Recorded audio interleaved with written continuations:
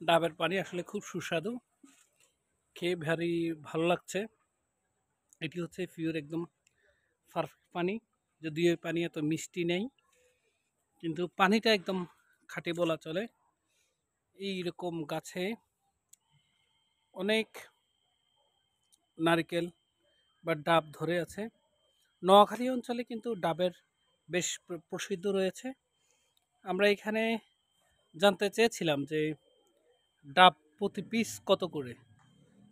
যারা বলছে পাকা মানে নারকেল যখন পেকে যায় বা পূর্ণাঙ্গ নারকেল তৈরি হয়, সেই সমস্ত নারকেলগুলো জোড়া প্রতি ১৫০ টাকা। তার মানে প্রতি পিস নারকেলের দাম পড়ে ৭৫ টাকা। আর যদি ডাব আকারে যদি এটি পাড়া হয়, তাহলে এটির দাম পড়ে প্রায় ৫০ টাকা, মানে ১০০ টাকা। আর নোয়াখালী অঞ্চলে ডাব বা নারিকেল গাছ বেশি হয় বলে সারা দেশে এখান থেকে নারকেলগুলো সাপ্লাই দেওয়া হয়।